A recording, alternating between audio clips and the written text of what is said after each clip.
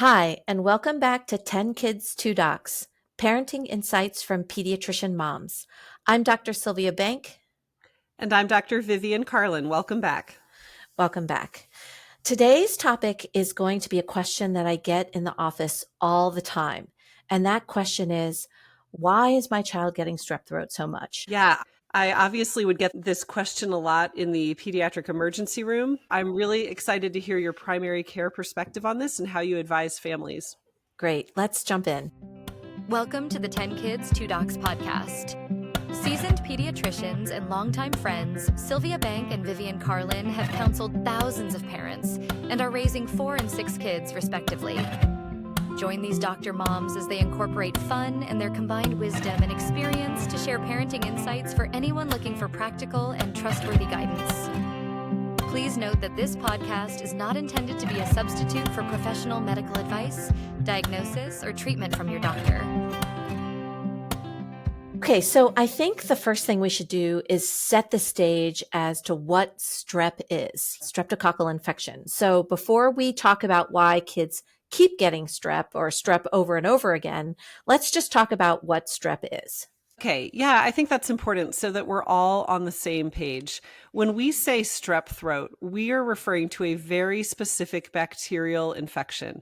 That is Streptococcus pyogenes, also referred to as group A strep. So when you go into your doctor and they do that rapid strep swab, that is checking for this very specific bacteria that causes strep throat. The other interesting thing about that very specific bacteria is that it is very susceptible to penicillin. So I've had this come up where I diagnosed a child with strep throat and I prescribe them penicillin or amoxicillin if they are still taking liquid. And I might get back the question of, oh, amoxicillin never works for my child for their ear infections. Well, that is an entire different category of bacteria, which is confusing. Whereas it's really nice that strep throat is always caused by this bacteria that does not have resistance to amoxicillin and penicillin. I think it's also important to say about strep throat that there's a peak in strep throat that is really school-age children. So right around ages 5 up to adolescence, that's when we see a peak in diagnoses of strep throat. But it's super important to note that when your child has a sore throat, it is not always strep throat. In fact, only 25-30% of throat infections come from strep throat. So, for example, in my large family of 6 children, we would go through seasons where everybody would be sick and they would be complaining of sore throat. And they might have some other mild symptoms, but sore throat was the primary symptom. And I would pick the one guinea pig child that I was going to take in to get strep tested because I knew that most likely this was viral, but I needed to confirm that we didn't actually have strep going through the house. So I would pick that one and they would get swabbed. And if their strep test came back negative, then I would feel very confident, assuming it wasn't strep, because again, it's only 25 or 30% of the time. Like there's so many viruses out there that cause sore throat. Yeah. Sylvia, before we move on, I think it would be really important. Let's just highlight the basics of how we treat strep throat. Sure. So the recommendations that we give, like you said earlier, we treat with a penicillin-like antibiotic, either penicillin if they swallow pills, amoxicillin if they are liquid, and then we treat that twice a day for 10 days. And it's important for patients to take the full 10-day course, even if they're feeling better, finish the full 10 days. The other recommendations we give is that the child with strep is contagious until they're on antibiotics for 24 hours. So, parents often want to know when they can go back to school. Antibiotics for 24 hours, then they may return to school. The last tidbit and recommendation I give is that parents should look to change the child's toothbrush about 36 hours after they start the antibiotic, so the child doesn't reinfect themselves after the treatment is over. Yeah, I think that's all really helpful, useful information to review. Have any of your kids had strep throat? Yeah, so I do remember one time that I had a child test positive for strep throat. So, like I described, my philosophy in a big family is if we have something going through and it's predominantly sore throat and I'm concerned about strep, I pick one and have them tested. I've never had that come up positive, and that's probably because as I have multiple children that are sick, it's more likely to be viral. As contagious as strep throat is, viruses are even more contagious. But I do remember one of my children who had a really sore throat and nobody else was sick, and I did take them in to get tested, and he did have strep strep throat. That's the only time one of them has been positive. I've had strep throat twice, but interestingly, they were both since I've become a pediatrician. And Mm, I remember vividly the first time I got strep throat. I had a child in the office. I swabbed them, and that child coughed right into my face. And 2 days later, I had sore throat. And sure enough, I tested positive, as well as the patient did, for right. strep throat. How about you? I think one of my children had tested positive once and then just treated with like a penicillin related antibiotic and that was it. And I think I've had strep throat once. So Yeah. not very much in my family either. Yes, I think what you and I are describing is that for most families, for most parents, you will encounter strep in your child maybe once or so over Hmm. the course of their childhood, or maybe once as an adult you'll encounter it. I think Right. that's what most people's experience is. It's very treatable, it goes away. In the second half, I want to set the stage for that child that continues to get episodes of strep time after time after time.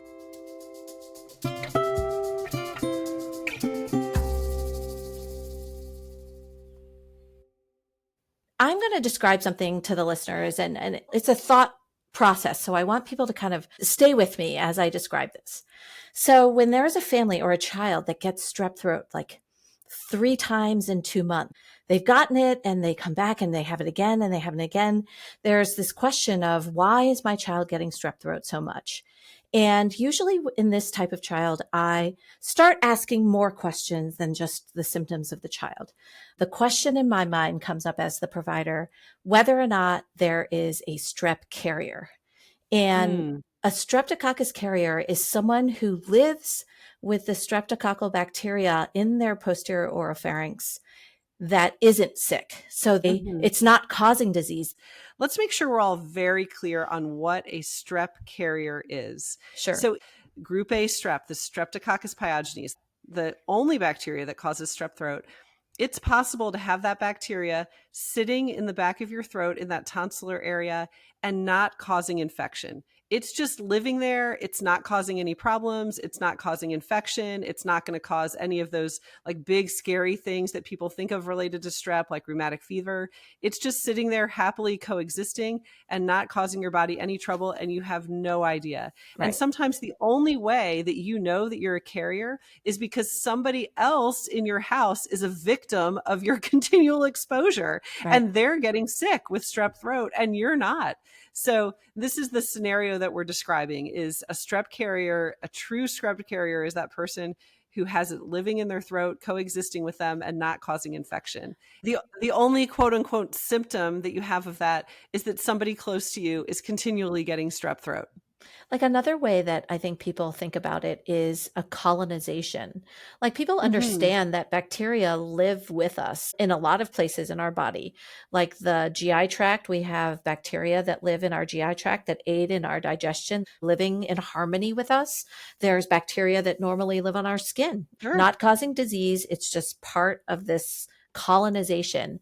And having Streptococcus pyogenes colonized in the back of your throat, not causing disease, is another way of thinking about a strep carrier. But that person that carries the strep can get other people sick. So my first question usually is, are there other children in the household? And oftentimes the answer is yes, they have a sister, but she's never sick, right? She's not Mhm. getting strep throat all the time. And that is usually a red flag to me to say, hey, is this a chance that the sister who isn't sick with strep throat is a carrier of the streptococcal bacteria and then repetitively exposing their sibling and getting them sick all the time? Yes, So, yes. right, this is kind of what I start to investigate because sometimes the parents are like, let's just have the tonsils taken out. We've had strep so much. And I take the effort to go through this strep carrier consideration in order to save a child from a potential surgery to remove their tonsils, right? Right. And we know, the tide on that has turned a little bit. We know that the recommendation now is to really delay taking the tonsils out, because it's been shown that that's not necessarily effective. Right. Children can still get strep after the tonsils come out. We do want to save them the surgery if they don't need it. And sometimes also growth helps as they get older and are growing through adolescence. That can help this too. So Right. I think ENTs and the AAP literature in general are supportive of waiting to take the tonsils out. Right. So what I usually do is bring in the sibling. Okay. Go ahead and get the sibling tested, even if they're not sick. And if they test positive for strep, either from the rapid test, which is the one that comes back right away, or from the throat culture that they send off to the lab and then grow, and it's usually 2 to 3 days, those results come back. If the sibling tests positive for strep, even if they're not sick, then we go ahead and treat them for the carrier state, which is a slightly different treatment than treating them for regular strep. And then afterwards, we bring both children in, test them one more time with a follow-up culture. And if they're both testing negative, then we know that no one has active disease and no one is a carrier. Right. Do you only test the children? Do you ever consider the parents? Are Sure. parents ever strep carriers? I think parents can be strep carriers. Sometimes it can be the nanny or the babysitter. Sometimes it can also be the kid that sits next to you in class. Right. Interesting. That gets a little bit harder because you can't just Yeah. ask your neighbors to go get tested.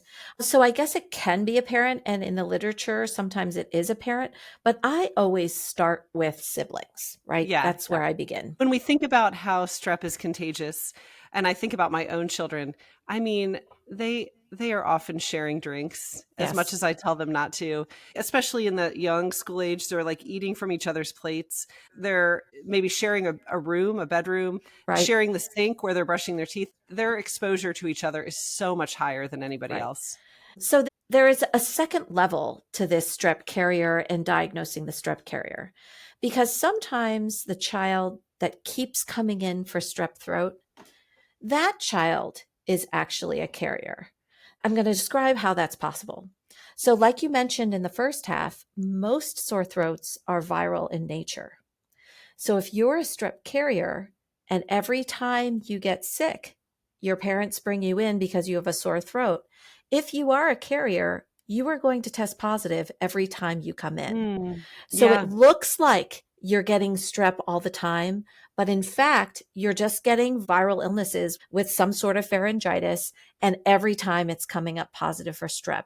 This is where it gets more difficult to diagnose you as a carrier because you're actually sick when you're coming in. So the way that I determine whether or not this child that is tested positive back to back is a carrier or actually getting sick every time is I try to look back in the chart to see if they've ever tested negative for strep.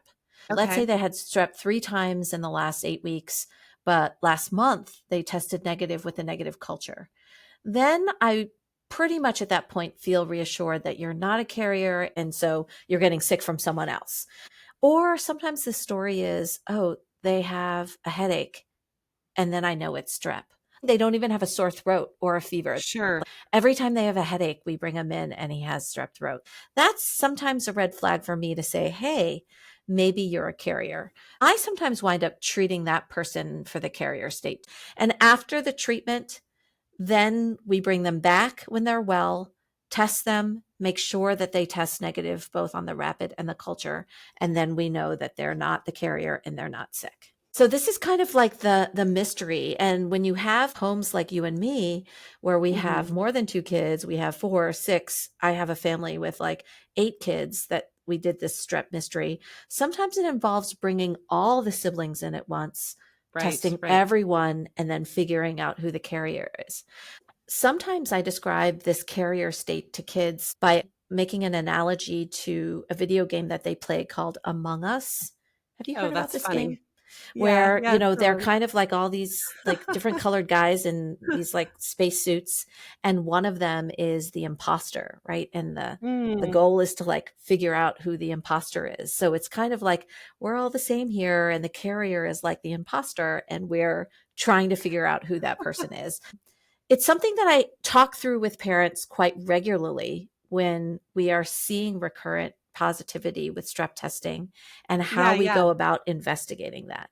while we don't want to make specific recommendations on how that's treated or prescriptions that are written for that, we do want to inform our listeners so that they can have an educated discussion with their own pediatrician about this as a possibility if they're being plagued with that recurrent strep infection in their child. I hope this is useful. I want this episode to be something to let parents start to think about when they start questioning why my kid keeps getting strep throat, and to maybe be able to guide you on how you may be able to talk with your pediatrician and discuss the investigation of a possible strep carrier in your family.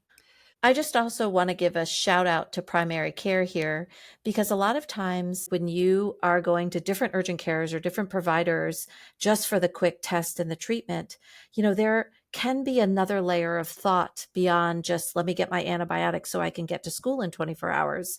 It's more like, why is this happening? And the primary care provider can really serve this role in taking that step back, thinking about the family, thinking about preventative in a way that, the modern busy family may be just going in and out of urgent care that isn't really happening. So I think it's important for patients to be informed that this is a possibility so they can bring this to the attention of potentially the urgent care provider or your primary care provider, right? Yeah. So now that we've talked about this strep carrier state, I think that a logical question that I would have as a parent that I see a lot of parents have is, now, I'm worried if my child has strep, I want to make sure we catch it and treat it. What if I don't realize? And what if I don't catch it in time? And when should I come into the pediatrician to be checked for strep? Sure. I feel like when your child is sick, yes, they have fever, high fever sometimes, they feel terrible and awful. And as a parent, you're like, what can we do to make this child better? Of course, if you come in and they have strep, then we treat. So right. If they're sick, by all means, come in, test for strep, and we can treat them and make them better. When we think of all of the things that can cause sore throat, we've mentioned viruses being very high on the list, which can be difficult to distinguish from strep. Also allergies, right? Mm-hmm. That's very high on the list too. So, for that parent who has that child who has a couple days in a row of complaining of sore throat, but they're eating, they're not having fever, they otherwise don't seem sick, I would not be worried at all. If it's just a tickle or it's a scratch in the throat and you're not sure yet, as a parent, I feel comfortable as a pediatrician mom, and I'm sure you do too. Yes. Like, we can wait, 24 hours, see if it gets worse, see if they get sicker, see if they develop fever. Sure. And then that might tip my scales to say, okay, now we're going to go, to the pediatrician and get tested and treated if you have strep. Sure. 2 to 3 days, even if they're doing well, if they're doing okay at home, you can wait. One of the other recommendations I have, and I tell people this too, because sometimes parents, they feel like they come too early and they're not testing positive, and a day later they come and they test positive. Yes. I usually tell parents, if you're worried and you want the most accurate strep test you can come first thing in the morning, gross and dirty. Like, usually you're like, okay, we're going to the doctor's, go up and brush your teeth. If you want a very sensitive strep test, no toothbrushing, no eating or drinking, as gross as you can be first morning, that will usually, in my anecdotal experience, get a positive earlier. Right. You can wash everything away. I don't think we have a randomized control study on that for the incidence of positive strep in that scenario, but it certainly makes sense, and it certainly can't do any harm. Right. To come gross. Come gross. No, I love that. I love that. High concentration of bacteria in there, and then we're more likely to get it. Okay, I see that. I think it's also to point out that, like any illness, we talked about prescribing antibiotics. That's not a quick magic fix. It does take time, and it's supportive care, just like any viral illness that would cause sore throat. Right. So Motrin, Tylenol if needed, and lots of fluids and lots of cold fluids or soft things like yogurt, applesauce, that kind of stuff, just to get through that phase of them feeling sick. It's important to also note that if you happen to be that unbeknownst to you strep carrier out there, you don't know that you have it. So you are actually not having any type of reaction to the bacteria sitting there. So that puts you in a different category. You're not in the category where we're concerned about the complications of a strep infection. Right. The bacteria is just happily sitting there and you're not getting that reaction of being sick. Yeah. And like we said in the episode, the reason why you treat a strep carrier is because they have the potential of getting other people sick. Yeah. Right? Yeah. This is a tricky one because we generally on this podcast, we want to stay in that realm of parenting advice. So take this as that advice of how do we think about strep? When do we take our kids in to get checked for strep? And then how do we even have enough information so that you can have a discussion with your doctor about strep carrier status, right? This isn't meant to be medical advice on how to treat it or when to treat it or anything like that, but to just give you a little bit of a mindset so that you're informed enough to even be able to start the discussion with your doctor. And it's definitely a parents under pressure topic because families that have one kid that gets strep over and over and over again, that is very stressful for a family. There's missed work, there's missed school. They want a reason. Why is my kid getting sick all the time? Right? Yeah. Well, hopefully this podcast helped families think that through. Yeah. And feel empowered to have that discussion. Yeah, I hope so. Okay. Well, this is 10 Kids, 2 Docs. I'm Dr. Vivian Carlin. And I'm Dr. Sylvia Bank. We'll see you next time. See you next time. Thank you for listening to 10 Kids, 2 Docs, hosted and created by Sylvia Bank and Vivian Carlin. If you enjoyed this episode, please subscribe and recommend our podcast to other listeners. Visit our website at 10kids2docs.com, where you can find links to social media and leave comments or suggestions. Back next week with more topics in parenting.